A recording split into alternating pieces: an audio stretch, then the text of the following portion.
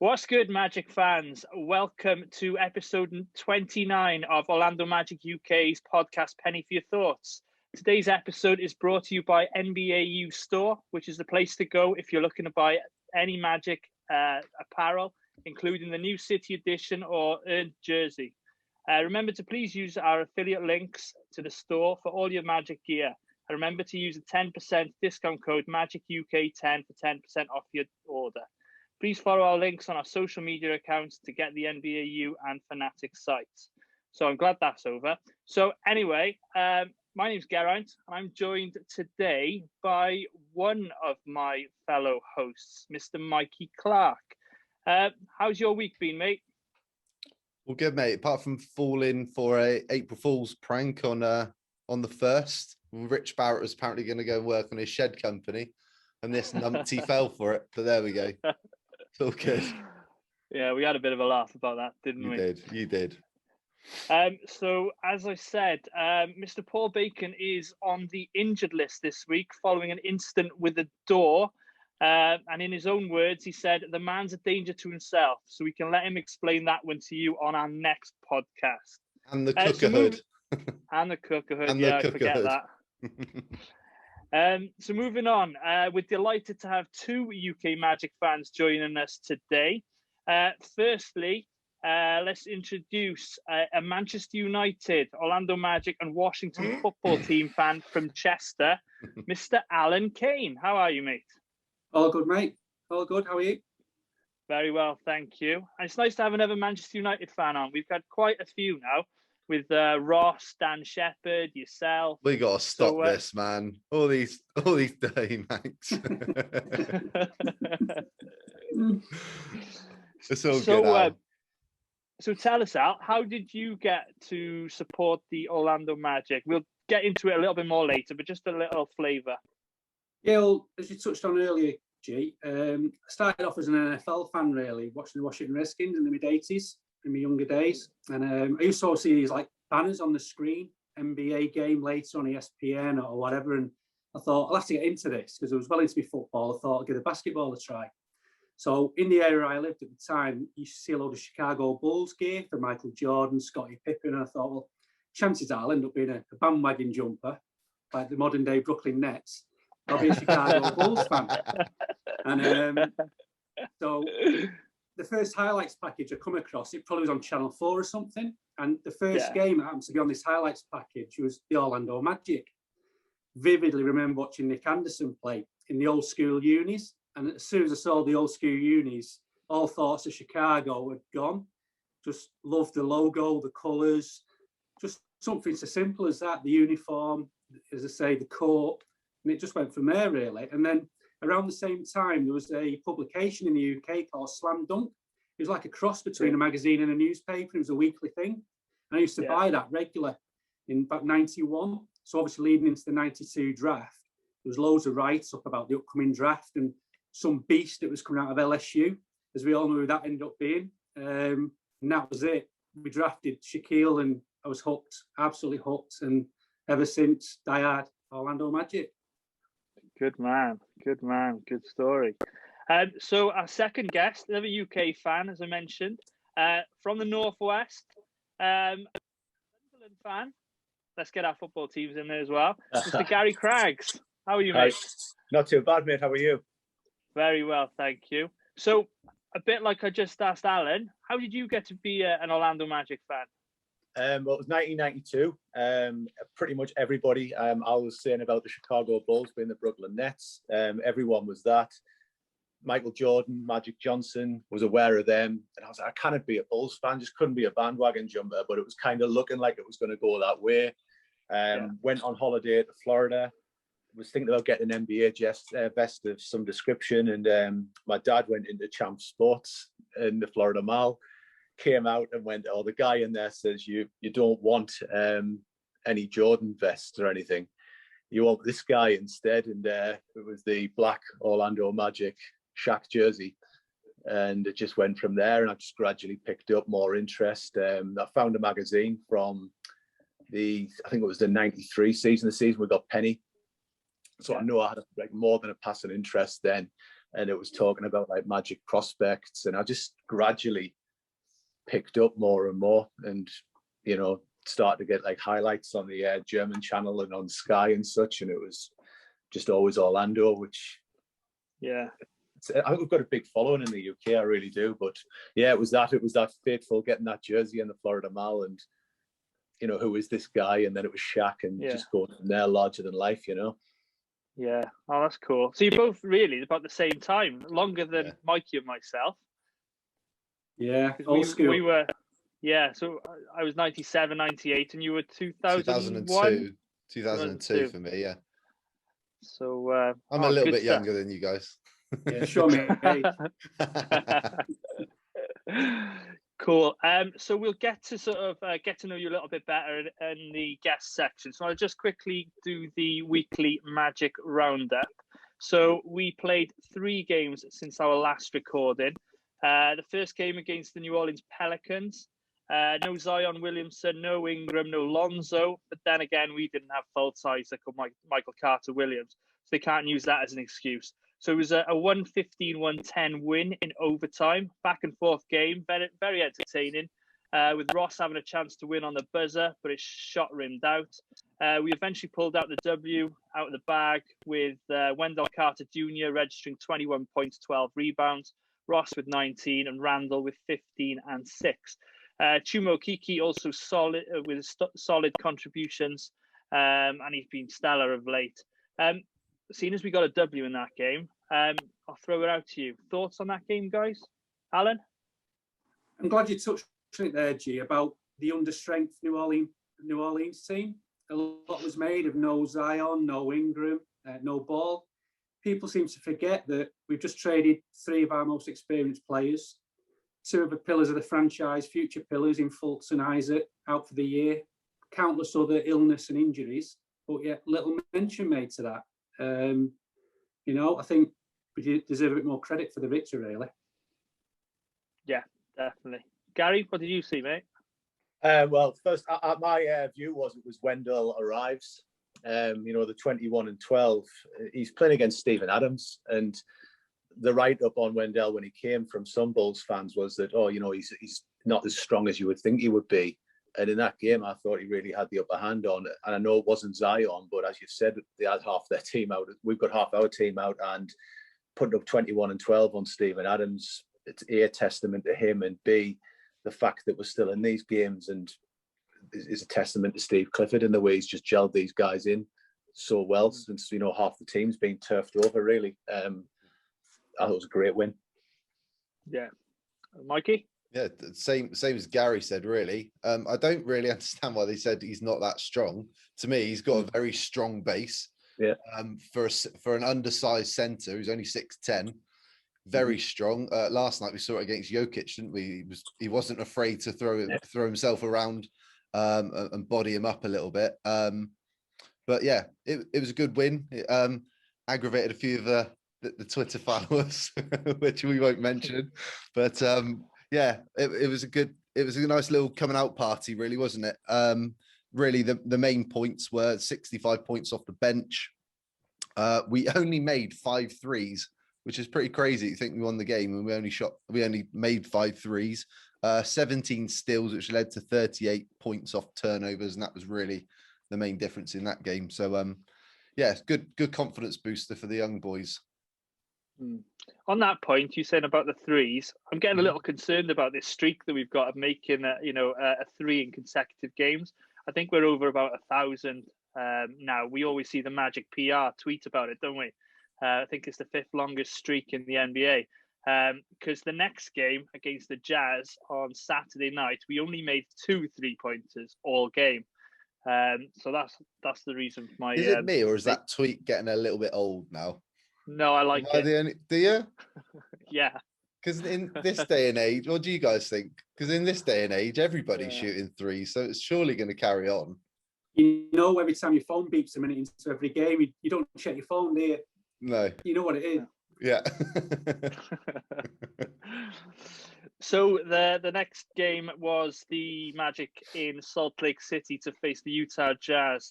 This one was ugly, so we'll skip through it quite quickly. 137-91 loss, which is the second worst loss in team history. However, you do have to remember we played with 8 players for a quarter and a half, and 7 players the rest of the way when Mo Bamba was taken ill in the second quarter. And you're playing against the best team in the league with the best home record. We're just playing very, very well. The Jazz connected on 26 of 55 three-point field goals, whilst the Magic made 2 of 23, as I just mentioned before.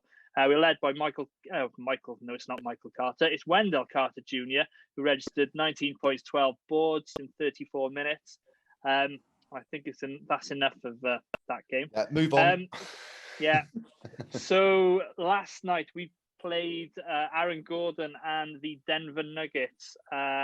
The outcome was 119-109 defeat, but it was a battling performance. I saw 8 active players, although some were carrying niggling injuries. So fair play to them for suiting up and just giving it a go.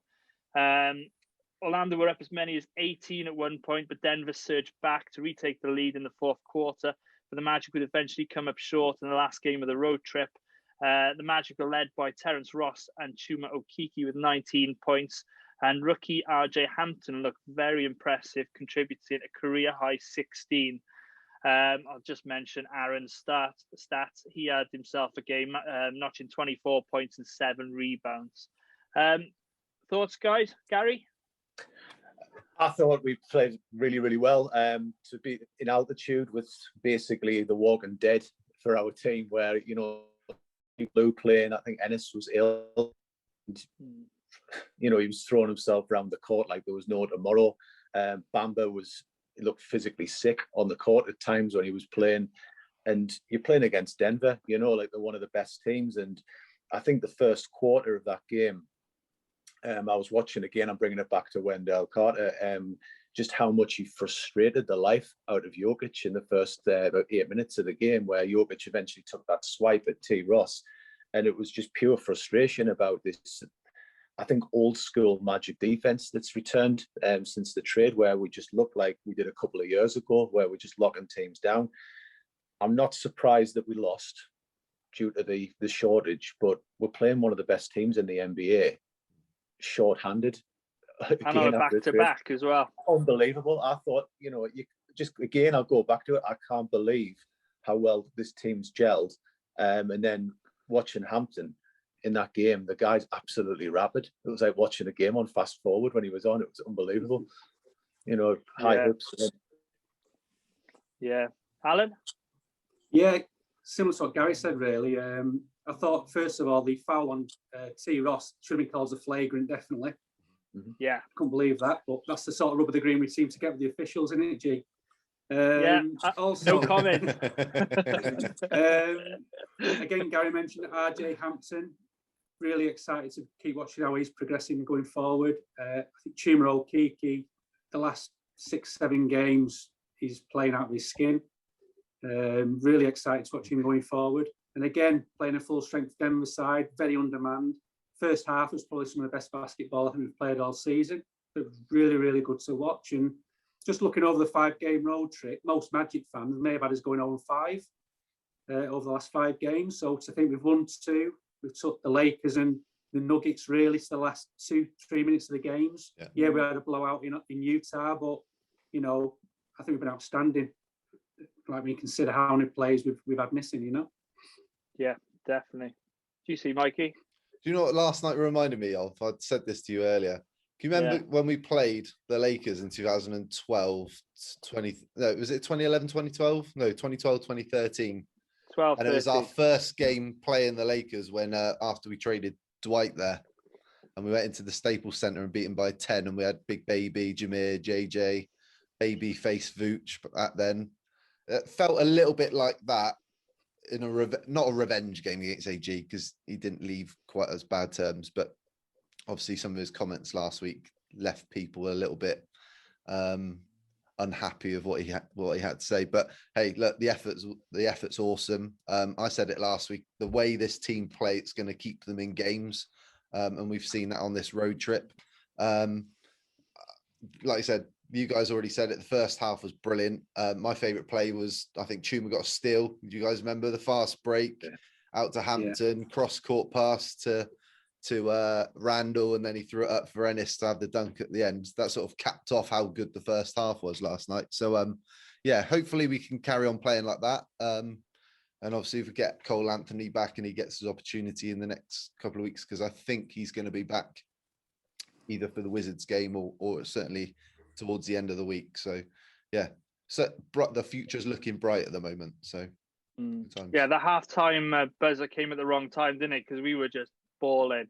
You just wanted just to carry on, increase the lead a bit more. But what else I saw from it, and it's been mentioned before, Chuma Okeke and Wendell Carter Jr. Having played on the same AAU team back in Georgia, you could see, you know, they knew their game, didn't they? The pick and rolls they had, the pinpoint passes, knowing where each is going to be and finishing around the rim. So that's going to be really exciting to watch going forward. So we currently sit at 17 and 33 for the season, good for 14th in the Eastern Conference. And the Tankers will be happy to know we're still 4th worst record in the league, just about. We've had a couple of injuries this week, as the guys have touched upon. There's been some non-COVID illnesses affecting various players throughout the 3 games. Bamba, Birch, and Michael Carter-Williams. Otto Porter missed the game last night with a foot injury. Kareem Mané's got a sore right hamstring. And as Mikey just mentioned, there's indications that we may see Cole Anthony and Gary Harris back in the lineup in the next few weeks. So that'll be something to look forward to. So we move on to our guest section. So where we get to know Alan and Gary a little bit better. So Mikey, myself, and Paul came up with some questions. So question number 1. It's like a quiz, isn't it? What are your thoughts? So to both of you, what are your thoughts on the trade deadline deals and the current roster direction of the franchise as it is? Go to Alan first. I think, like most fans, when the trade deadline day, I think most of us were expecting Aaron and Evan to move on. I was also expecting possibly Kem as part of a package deal to go. Obviously, it didn't happen. But like most people, when the text come through about Vooch, initially very angry, thinking, what's the thought process? Because I imagine that he'd be used as like a mentor going forward for the young roster we've got. But when you take the emotion away after a couple of days and you think about things a bit more logical and, as I say, with less emotion, I could understand what the front office were trying to do. They're obviously trying to go young. They've probably looked at the ceiling of the roster as it was and probably thought, is it going to win a championship? Reality was probably no. So I think they just thought, pandemic year, terrible injury year. If we're gonna try again, this is probably the year to do it. So I think all in all, I think what we got back as well. I think Wendell Carter's been really good early doors. Really excited about RJ Hampton from Denver. Obviously, we got a 1st round pick from Chicago for this year's draft. Already added that to our own pick. We've potentially got 2 high draft picks in a stacked draft. Potential. I think I might have mentioned to Mikey last week, may have disagreed, but there's a potential if they're really desperate for a particular player, maybe package the 2 and try and climb in the draft to get the player they need. Whether they're going to go for the best player available or the need, I always set the best player available and probably worry about it after that, to be honest. But the current roster, I'm really happy with it. I mean, Markel, J.I., Chuma, Cole Anthony, Wendell Carter. I think we've got the basis of a really good core group. Add that, as I say, to Gary Harris, we get to see a couple of future picks. Otto Porter's still to come in. I don't think we're going to keep him long term, though. I think his salary will be a bit prohibitive. I think come the off season, it wouldn't surprise me if we move on from Otto Porter, and that's no disrespect to him as a player or anything like that. I just think from a business point of view, I think they may move on from him. But who knows? But generally, I'm very happy, as I say, after the initial shock of deadline day. Yeah. Gah? I don't want to sound too much like Al there, but I think when the Woj bomb dropped about Vooch, I think for about 48 hours I just had like mega fume because I thought Vooch would have been, as I was saying, the perfect mentor for a younger team. I expected Evan to go. I expected Aaron to go. have my questions about what we got for Evan. I think it centres on the TPE that came with him. I think until the draft balls come out and show what we've got and who we've got a real shot at, I'll be reserving judgment a little bit. But for the roster we actually have, I'm still as excited as I was about Jonathan Isaac and Markel Fultz, Cole Anthony. And I think, if anything, it's just shone a spotlight on Chuma and how good he really is. You know, prior to his injury, he was being talked about as a top 10 pick in the draft, and we're seeing evidence of that now. So I think when we look at what we already have in place, it's good. I think we've actually got some good vets on the team as well. I'm not opposed at all to keeping the likes of Michael Carter-Williams, James Ennis around. But again, like Al said, I don't think we'll maybe keep Otto around, not because there's anything against him, but I think he's probably going to get offers from teams that are actually more established in terms of being in the playoffs, and the money he might want to stay in Orlando. I hope we wouldn't do a Channing Frye and throw a bigger deal at him than he should maybe get at this stage. So everybody who's on the roster, great, but I'm going to be really anxious until we get to see where we're picking in the draft. Yeah, that was a good point you made there about Chuma Okeke. You know, it's opened up free in time for him to come in, and he's not going to develop unless he gets that play in time. And you look at somebody like Donovan Mitchell a couple of years ago, where he was drafted 7 for 8, and everyone was saying, "Oh, we should have taken Mitchell." But the thing is, unless you get the play in time and that role, then you're never going to develop into that player. So that's a very good point, mate. Well, Kevin Clark said it really well last week, didn't he, when he was on the podcast, that the important thing with these young players is putting them in a situation, playing them in a role that the front office foresee him playing in the next few years. Don't ask them to do much more than they're really capable of doing. And I think we're seeing that. Like, you could argue Terence Ross could be starting at the 2 guard, but playing him as that 6th man and keeping that consistent is part of that. Yeah, they're going to get more opportunities at the moment because we've got so many injuries. But like I said, part of it is giving them a chance to play the role that they're going to be playing long term. So, boys, questions then. Favorite players? I'm going to go to Gary first. And I'm going to guess they're probably going to be similar if you started following the Magic at the same time. So I want to know your favourite current player, your favourite all-time player, and why. Favourite all-time Shaq. Just quite simply because I don't think I would have been a Magic fan perhaps without Shaq. I think I would have still found out about the Magic, but he was the guy who brought me in. So I've got to say Shaq, but I would say also honorary mention for Grant Hill. And I say that because when we went into the dark days after Penny went and stuff, Grant Hill became my favourite non-Magic player. So when the Magic signed him, it was like dream time that quickly became a nightmare because we never really get a chance to show how good Grant Hill was. But Grant Hill was just a guy who I rooted for a lot on the Magic because of what he'd really done in Detroit and what I'd seen before. Current roster, I really like Jonathan Isaac as a player. The way he changes everything when he's on the court, you can see that I don't think he gets the respect still nationally that he's due, but when he's on the court, teams change. The way they approach Orlando changes completely. And I think for maybe people who don't watch the Magic every week or regularly, they wouldn't see what a big difference Jonathan Isaac makes. But I would just say that Aaron Gordon was, for me, a very, very good defender. And we never really talk about how good Aaron Gordon was because of just how great Jonathan Isaac was. Yeah. And is. So, yeah.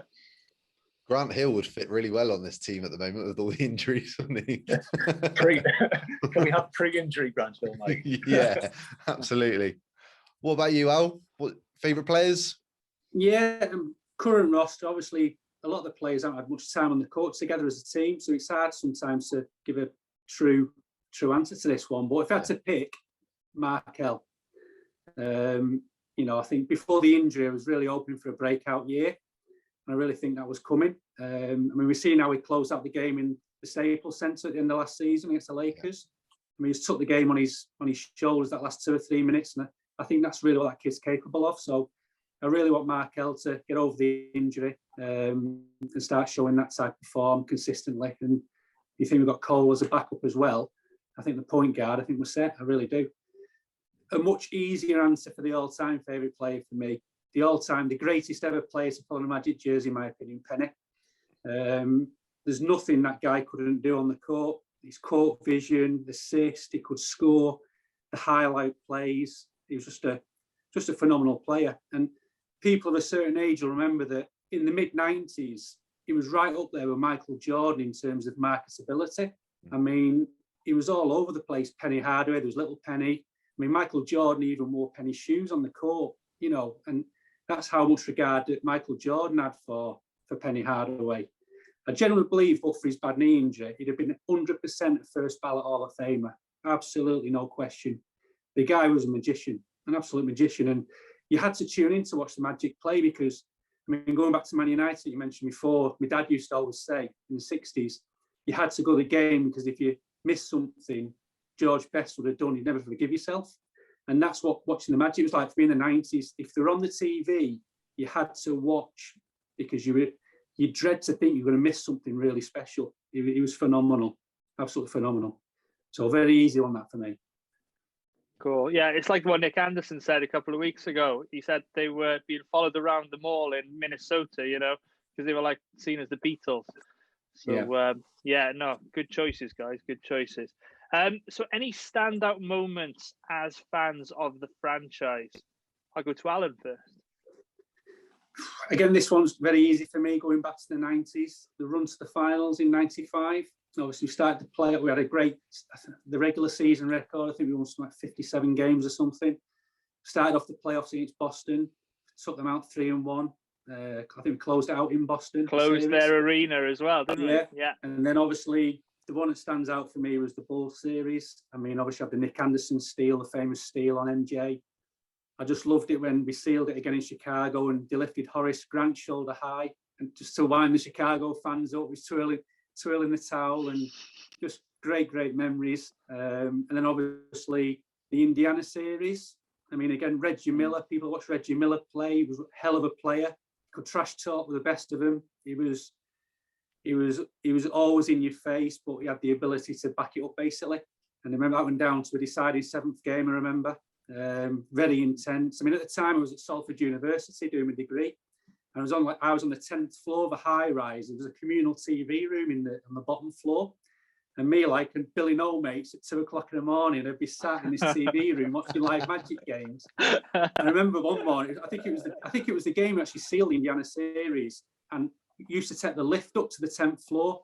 I think I ran up the stairs that night. I was floating. It was absolutely brilliant. And then obviously we move on to the finals against Houston, and very optimistic. I thought we'd take him. I did. He had a great side. They had Olajuwon and Clyde Drexler, Kenny Smith. And I really thought we'd take him out. But we all know what happened in game 1 with Nick and the free throws. And it was just like the air went out the balloon after that game. And I just don't think they ever recovered from that. I do think if one of them free throws goes down, we win that game.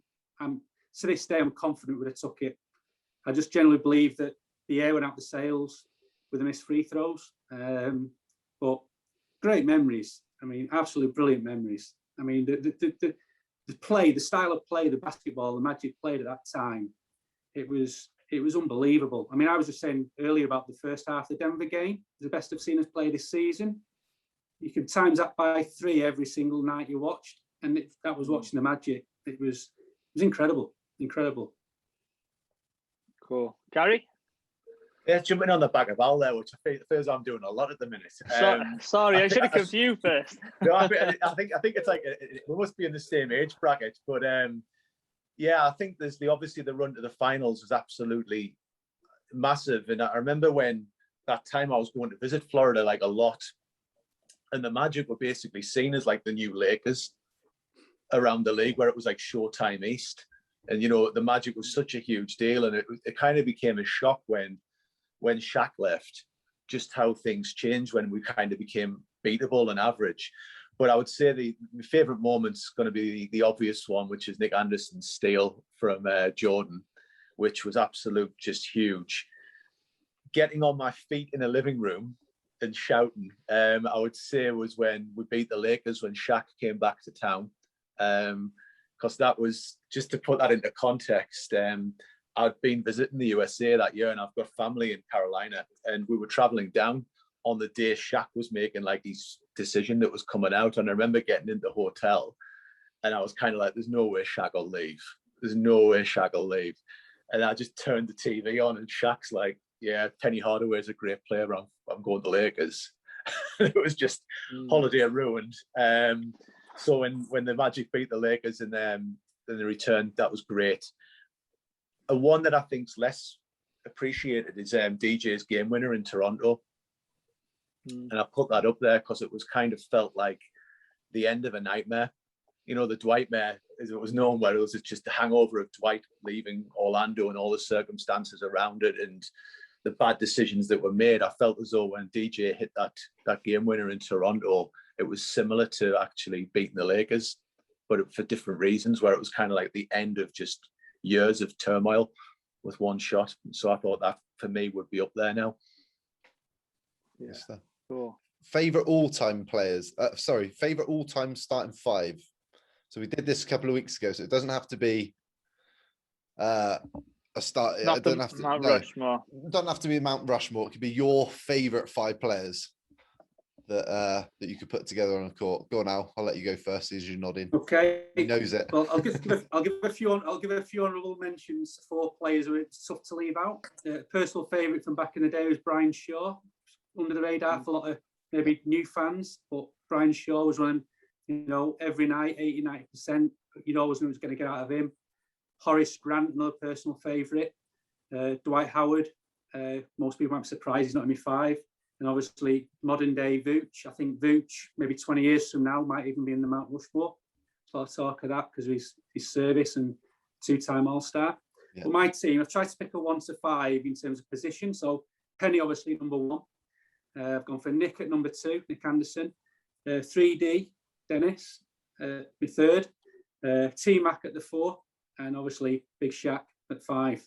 Be my team. And I think I'd probably win back-to-back championships. No problem. Off you go, Gary. What's yours? Any different? Yeah, a little bit different. But I would like to say as well, when you're on about honourable mentions, I'm going to say Daryl Armstrong as an honourable mention for me. I thought he was Mr. Magic, but after Nick, he kind of picked that mantle up and ran with it. And, I think he embodied the heart and hustle and was a great vet. But my team, I would go for a gigantic backcourt and have Penny and T-Mac together and just be like, God, that. I would have see what you can do with those guys. I think I would go with Shaq definitely in the middle over Dwight. I think Shaq was just slightly edges it for me. I'm going to go for playing on how they did for Orlando. I would go for Hado at the 3 over Grant Hill, over what he actually accomplished in Orlando. And I would go for Rashard Lewis at the 4 and basically be like, if we're playing in the modern day NBA, you've got Shaq in the middle. Yeah. And then those 4 guys around the perimeter, go for it. Yeah. It's quality. Good team. So your all-time favourite Magic jersey. So this would be a good question because you've just got your Cole Anthony jersey, your City jersey, haven't you? Yeah. All-time favourite jersey. I think I'm going to have to go back to the pins, G. I can't see any reason why not. And it would depend on the day I got out of bed, whether it was the black pins or the blue pins. Yeah. But I think that for me, those are just the iconic jerseys. I think we've been blessed as Magic fans where we've just had a lot of very, very good jerseys. The home jersey for that season, the white one, was a great one. The star print jersey. I love this year's City edition. I like last year's City. And then we've got obviously our current black jersey are all great. But for me, it would have to be the original pins, I'm afraid. No, cool. That's cool. Alan? Yeah, I'm going to agree with Gary on this one. You can't beat the original 3 pinstripe jerseys. If somebody said any colour was the favourite, you'd be hard to disagree. My favourite's the black one. It was the first jersey I ever bought. The black one for me, but the other 2 were fantastic jerseys. again, Gary said about the new City jersey. It's definitely got the edge over last year's for me. And when the earned edition, I really like the look of the earned edition with the stars down the side.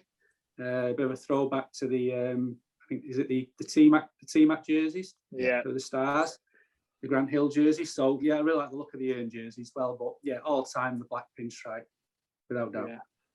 I think I'd go for the blue pinstripe. Then I think probably the white, then the black. How about you, Mikey?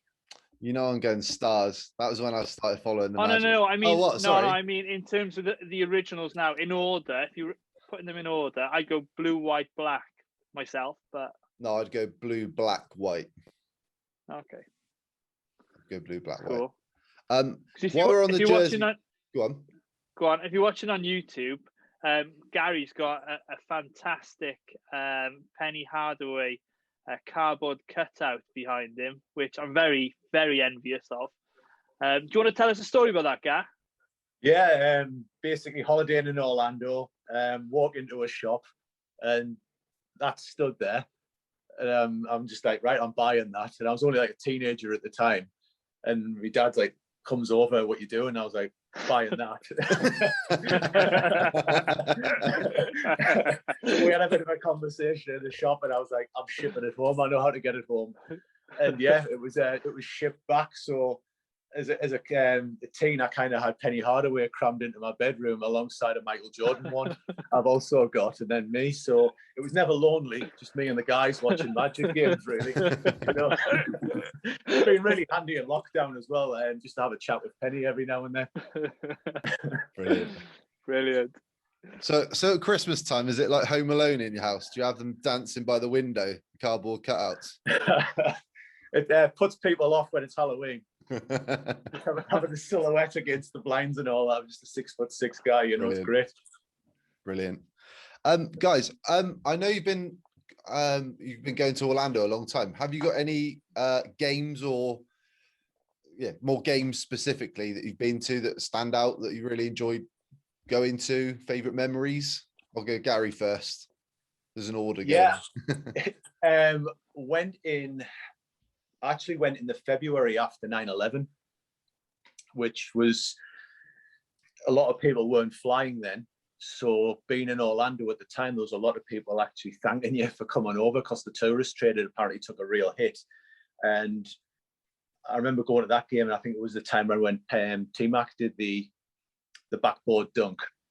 So that was fresh in people's minds. We lost to the Spurs in the game I saw there. But the one that really stands out was, I was there when the Summer League was on, and LeBron James made his debut as a pro. So for $5, picked up a ticket to everybody watch LeBron, and then just left the arena talking about this dunk that Britton Johnson did in the game. You know, and I remember going back after the game, and I called into Chili's, one of the few places that was open, picked some food up, and the stat line was coming up, and there was a couple of guys watching the stats, and you're kind of waiting for your order. And LeBron had something like 13 points and 8 assists. And they were like, wow, this guy's useless, looking at the box score. So he's been written off by somebody in Orlando after his first Summer League game. But even then, he just dictated the play absolutely massively. But I did get to see the Magic play with Dwight there, and Grant Hill, Pat Garrity. Managed to bump into Tony Batty before the game as well, which he signed the front of the little magazine they give out when you go in the program, which was kind of cool. And we play. I've seen us play Cleveland with Andre Miller, who won that game. But the one that really I have to say stands out, if I was looking for a moment, unfortunately, would be LeBron James's debut, just because of what he went on to become, and knowing you were there on day one, and then kind of having a laugh when this guy Britton Johnson turns up and does this huge dunk, and that's all over Sports Centre. Quality. What about you, Al? Yeah, I'm a bit different. I've only seen the Magic play in the flesh once. It was mid-90s, of all places, in Vancouver. My uncle, who obviously was English, he went to Canada after the war. I was a Canadian. So we lived on Vancouver Island, and I was there for a month, my 21st birthday. And unbeknownst to me, he got tickets to the Orlando game while I was there. It was the first year of the Vancouver Grizzlies. And they used to play at GM Place in Vancouver. So it was an overtime win, 92-87. Cole Anthony's dad was a member of the Grizzlies at the time. He didn't play on the night. I've since checked back, so I couldn't remember, but he didn't play in the game. They won 92-87 in overtime. Obviously, Dennis, Nick, Shaq, Penny all playing. And the thing I always remember is when Shaq dunked the ball, it just sounded different to everybody else dunked the ball. It was like there's like a mini earthquake in the arena. It just the hoop just vibrated all over the place. But I always remember this one particular play in the game. It always stuck with me that the Vancouver had the ball and we stole the ball mid-court, and Shaq, I think, was a bit slow coming back, and Penny got the ball. He's gone up the court with one defender between him and Shaq. He's passed the ball through the legs of this defender to Shaq. The defender's then gone to Shaq, who in one movement has flicked the ball over his head in one movement with his hand, like virtually an alley-oop straight to Penny. He's just dunked it in. That's quality. It was just like, and even the home fans were cheering. And I've always tried to YouTube that game. I can never find any clips. I could find the Orlando game, but I can never seem to find any Vancouver video for that one play. And it was incredible. So yeah, as I say, God bless me uncle for getting me a ticket. Do you know what, Al? I think I got a Magic at Grizzlies game on a Pontel DVD. So I'll have a look what year it is and I'll let you know. Yeah. But as I say, that game, it's strange that I've attended one basketball game. It went to overtime, and I've attended one Washington Redskins game, and that went into overtime. When you think American sports, draws are quite uncommon. Yeah. So it's quite mad that I've had my money's worth in the 2 games I've been in each sport. So pretty Quality. Last question, then, guys. I'm pretty sure you've been on it as well, Gary. Is NBA Top Shot? Yeah. How are you guys finding NBA Top Shot? Because I'm trying to get G involved. You bought his first pre-order pack last week, didn't you? After I kept bugging you to get on there. And yeah, how are you guys finding it? Are you enjoying Top Shot? What's some of your favourite moments that you've got so far, Gary? The one I went for was Cole Anthony's buzzer beater against the Timberwolves. That was what I went for. It's still feeling your way around it, but I think it's a pretty good idea to actually just be able to go on a page, click, and you can line up your favorite videos without having to dodge around YouTube and such. But that was the main one, was the Cole Anthony one. And if anything, I'm excited to see what's going to come from RJ Hampton. I've got a feeling he's going to have a few of these top shots where he's going to look good in those, because he just looks as though he's that type of player, a bit like Aaron Gordon, like a highlight reel.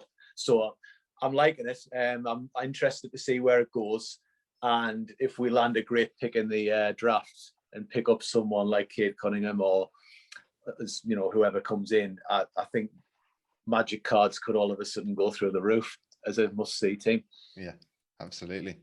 Yeah, I know we've had a few messages backwards and forwards, Al, with Top Shop bits of advice from you, and I got when I first got started, and you made quite a little bit of money on one of your moments, didn't you? Yeah. One of the big keys, I think, is dropping luck and getting the packs. I mean, I got one of the MGLE packs late February and got a ball 3-pointer. So I think the pack was £14 or $14. Yeah. So I went to bed, had a quick look at what the market was for these MGLEs. I thought I'd just stick it on for $1,000, just for the laugh, really. Woke up the next morning, it was sold.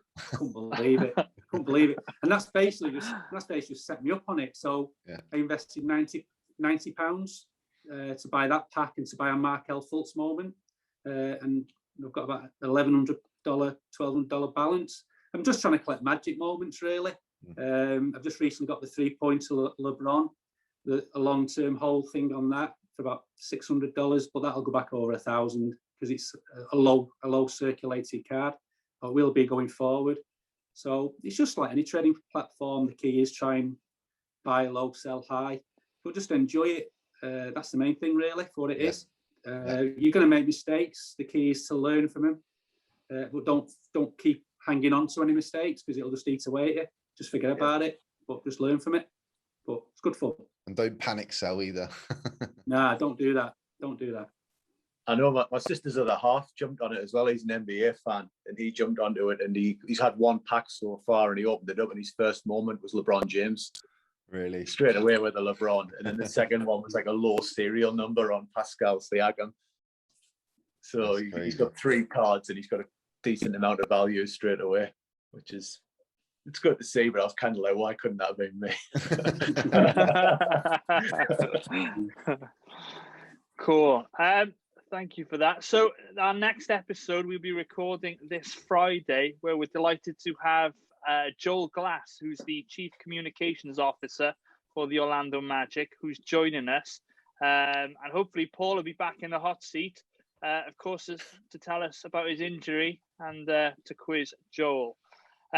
So one topic that's been doing the rounds on Twitter in the last week is a potential rebrand. So would you like to see a new logo, jerseys, what with the dawn of a new era after the trade, you know, almost forget the past kind of thing, and look to the future? Is that something you'd be happy with? Mikey, I'll come to you first this time. I feel like, I feel like it needs a little bit of a refresh, a little bit more. The white jersey, the association jersey, for me has probably been overdue in terms of needing a bit of an upgrade for a little while. We've had that for quite a, what was it, 12 years now? Back 2008. With a few little tweaks to the collar and things like that.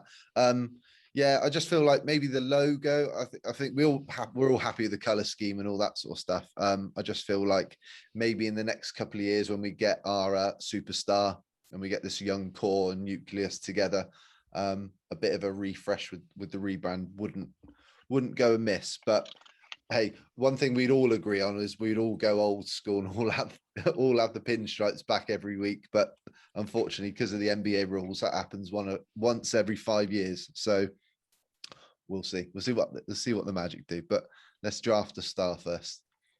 Yeah. What do you reckon, Gary? I think we need to actually. Right now, I would hang on to what we've got. And then, if you remember when we had Dwight Howard came in, we held over those jerseys with the very plain jerseys with a star on the chest. There. Yeah, and we kind of held them until the team found an identity. Yeah. And then I remember when those jerseys were like leaked, and it was a case of them. The away of the blue one was seen as a Superman jersey, which was going to be this new rebrand, but going back to the classic Magic blue with the pinstripes. So I would like to see the current team find its feet a little bit. And then when we start making some noise, drop some really like fresh jerseys, but inspired by what we've already had. I really would not be against using this year's City jersey and maybe turning the actual orange blue and the pinstripes blue and going for that and having that as the look with the white and blue home one, and then either a black or a blue away one, but taking it from that as the inspiration, I think would maybe be where I would go. Yeah, cool. Al? Yeah, similar to Gary, really. I think, obviously, with what we've just done in the trade, out with the old, in with the new, I think it'd be as good a time as any to possibly introduce some new unis. I'm very old school. I mean, I know you probably can't go back to the exact identical replica of the old pinstripes, but as close to it as you could get, like Gary said about the current City Edition jersey, maybe change the colouring, to keep it like modern but old school at the same time. I'm a bit of a sucker for the old Orlando, the full Orlando across the chest rather than the ORL. Yeah. So obviously the star where the A is, and I'd love us to go back to that font on the jerseys, or a jersey. So again, the black pinstripe was always my favourite jersey, so I'd love us to sort of bring that back in some shape or form. Be pretty cool, I think. Yeah. In terms of the logo, Mikey and I were speaking about this the other day. So we've had 3 logos. The original, we had the sort of the T-Mac one, which is a bit more little cartoony, and then the current one. Which is your favourite? I mean, mine's the original. I don't think anyone can beat the original, and I go back to the original myself.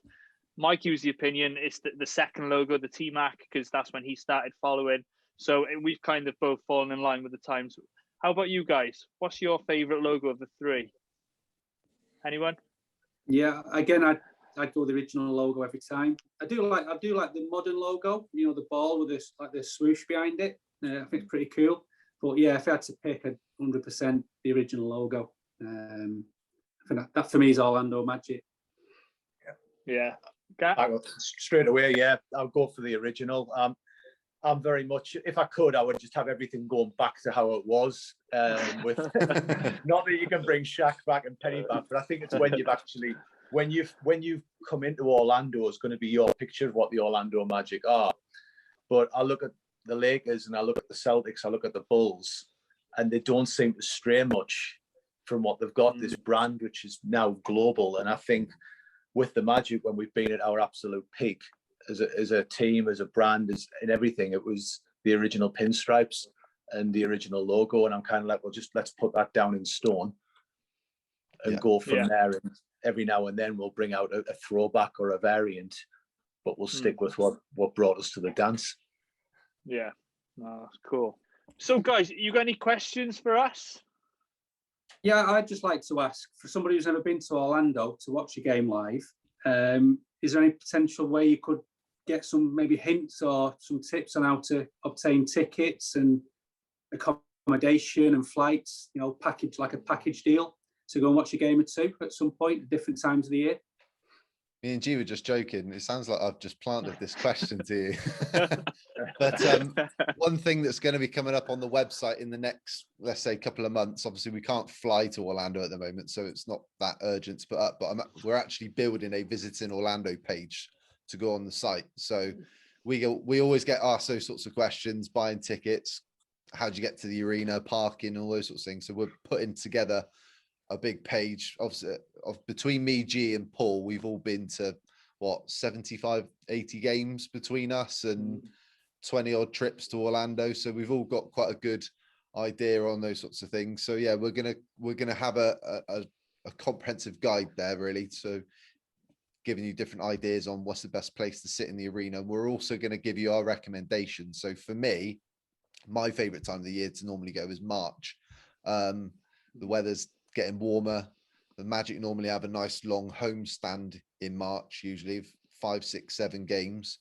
So if you want to go to Orlando for a 2-week break, that's normally a good sort of time that you can get a load of games in all at once. So we're going to give you loads of advice on the website with that sort of stuff. So I'll let you know when that's coming up. But yeah, it's not cheap. We all know that. There's no cheap way of going to Orlando, and certainly when you're squeezing in Magic games and doing Disney and everything else there. So it's good times, good fun. Yeah. Cool. Anything from you, Gar? Are you good? One question I was going to throw into it is, if we were projecting like crystal ball out, looking into the future, who ends up being the Magic starting centre? Do you think it's Mo Bamba? Do you think it's Wendell Carter Jr.? Or does Ken Birch beat them both out? Ooh. That's a toughie. Mikey, do you want to go first? Right now, I'd have to go Wendell Carter Jr. I just don't see it happening for Mo. Do you? I just don't see it happening. I'm quite pro Mo Bamba. I've liked what Wendell Carter's done, but could he slide to the power forward? Speaking to some Bulls fans, UK Chicago Bulls, and a little bit what you guys said earlier, he's a little bit soft and gets pushed around, but we haven't really seen that. So, if he could play power forward, Bamba at the centre, could work. I just like to see Mo be given some more time on the floor. I feel that sometimes he does perform well and then he gets hooked. Granted, he doesn't get into foul trouble. He's shown he's capable, rebounding, blocking shots. He can shoot from outside. So for me, I'd go Bamba. I'm going to throw another one in there. I've been saying this for a few years. I want to see Jonathan Isaac play some 5. Isaac. That ability to spread the floor. Go on, Al. I've just thought of another question, guys, as well. Obviously, I'm a massive Penny fan, and he's just took Memphis to the NIT championship over in the States. Could we see him one day coaching the Magic? This is something we mentioned on the last pod, wasn't it? On Wednesday, I threw this question in, and you never say never. I don't know if he's got enough experience at the moment. Perhaps would we, maybe get maybe an NBA assistant? So maybe nobody said it. Daryl Armstrong, possibly. but I mean, Steve Clifford's doing a sterling job as it is. So until the seat is vacant, I'm quite happy with Mr. Clifford and see what he can do. But down the line, Penny Hardaway's your coach. Maybe Mike Miller's an assistant. Bring it on. Yeah. Maybe they'll bring Scott Skiles back as an assistant as well. That would be great, wouldn't it? They'll have the punch up on the bench. That's what happened to Paul, wasn't it? Yeah, that's exactly what happened to Paul. Yeah. I think he found magic. So last week, the predictions for the Pelicans, Jazz, and the Nuggets game, I went 0-3. Was wrong, but I did predict a blowout, so I was kind of a little bit right. Mikey and Paul both went 1-2. Paul calling it correctly that we would beat New Orleans. Mikey said we'd beat Denver, but either way, both are correct. So now we all sit at 3 correct weekly predictions. So our next podcast is Friday. So we've only got one game. So, you win, you lose. So the game is against Washington. So before I get to your predictions, I'll just give you a little rundown on the Wizards. The game is on Wednesday night at midnight. The Wizards are currently 17-31, good for 12th in the Eastern Conference. Huge game, really, in terms of tanking, really, because I think we've lost 2 more games to them as it stands. We've also got the head-to-head, having won the second and third game of the season. The current injury issues include Rui Hachimura, who was a game-time decision on the last game, as was Bradley Beal. So let me tell you Paul's prediction. Paul said we'd win. So let's go to Gary first this time. Win. I think Magic will win. I think back in Orlando, a few days rest. Cole Anthony, Gary Harris coming in. I think we'll win. I think we'll beat Washington. I know we've got a little bit of a home stand coming up, but I think that's the one we win. I think we match up really well with them. I think Westbrook could go off on a young backcourt, but I think I was one of the people who, when Wendell Carter Jr. came to Orlando, I'd seen a few Bulls games and I'd read a little bit about Wendell, and I was kind of like, I'm not really sure if I'm feeling this, but having seen him play for Orlando, I've been mega impressed with what he's done so far, and I'm more than happy to eat a big slice of their Desperate Dan's humble pie and go for it. But I think we can beat Washington. I don't see anything to fear there. So to win. Cool. Alan? Yeah, I'm with you. I think Orlando beat Washington. I remember looking at the schedule about a week and a half ago, and it looked really tough. But now we've got that road trip out of the way. You look at the schedule now and the way we're playing, it doesn't look as tough as it did maybe a month ago.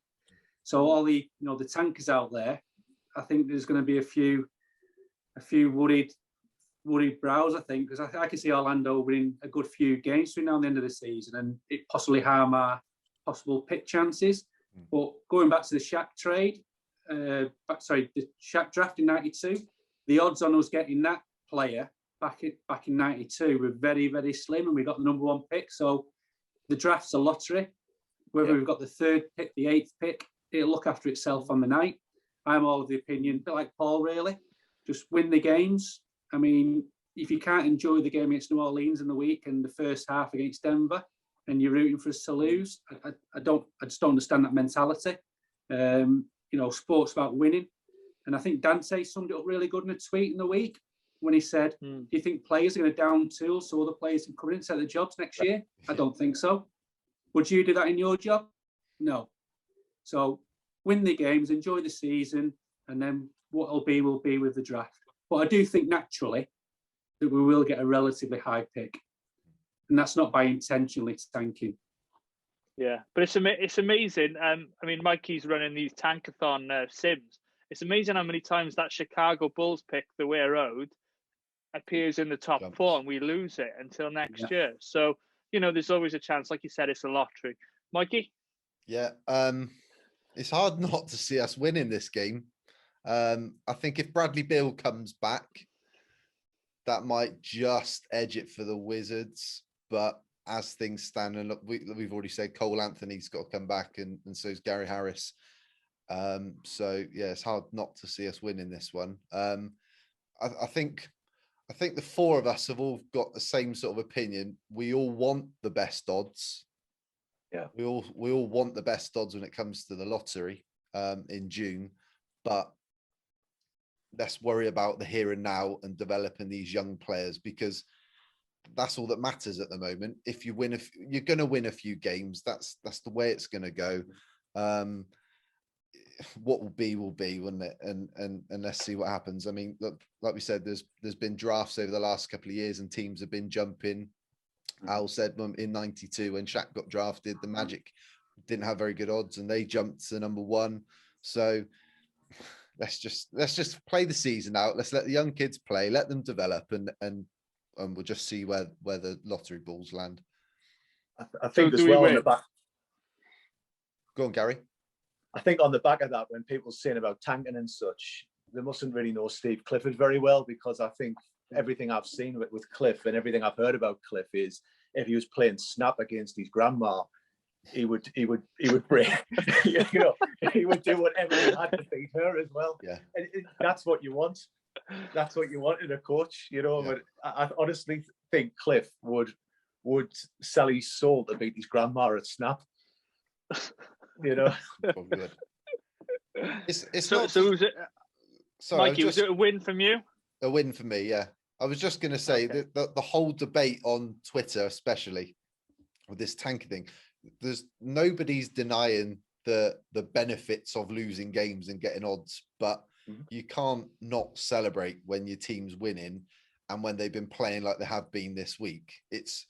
I mean, the Utah game was horrendous to watch. I mean, I was listening to the last quarter and a half because it was so bad to watch. But last night I was engaged and I was actually disappointed that we lost the game, not because of odds, just because the young guys played so hard that they gave themselves a chance to win, and it would have done massive amounts for their confidence moving forwards. But hey, let's see where it all goes. But yeah, win for me. Yeah. So we got four of you saying win. There's no pressure on me then. I'm going to say only a lot. Three of us, G. No, but Paul said a win as well. Okay, so yeah, my bad. The four of you. So I'm actually going to say a defeat, just because Bradley, it's just like what you said. Bradley Beal's back. Westbrook is playing very well at the moment. We've won 2 close games with Washington earlier in the season. I just think perhaps we may just drop one. And you know, they're vets, and they'd be going up against, you know, first, second year players. So yeah, right. I think I know. When we had Nick on the other week and you slated me for going, we can have a losing record. I got pressured into going 2-2 and I didn't even believe that. Yeah, not by me. And you're the positive one. You're the optimist out of the three of us. Well, I got to keep it interesting, because if everybody goes 1-0, then, you know, it doesn't make a show for next week, does it? Anyway, so I'll go a defeat. Anyway, best part of the show, guys, the quiz. So, as you know, if you've been listening the last couple of weeks, is who am I? Okay, so I've got 3 cards here, A, B, and C. I'll let the guests go first. I'd say there's probably an easy one, a medium one, and a bit of a difficult one. So who would like to go first, Alan or Gary? Can I take the easy one? No, I'll take A. Go on, I'll Alan. take A. A, B. I'll take A. Yeah. Right. Okay. Clue number 1, mate. Okay. You know how this works, yeah? Good? Yeah. Okay. Right. I was born on October 29th, 1992, drafted 20th in the 2012 draft.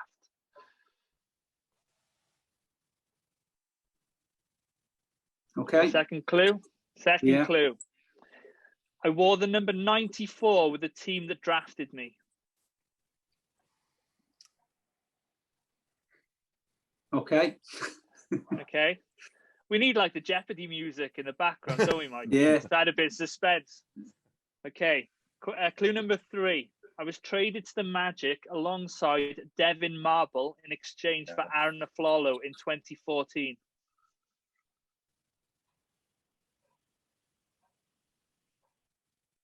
Can I have a guess? You're not out. Wasn't Evan, was it?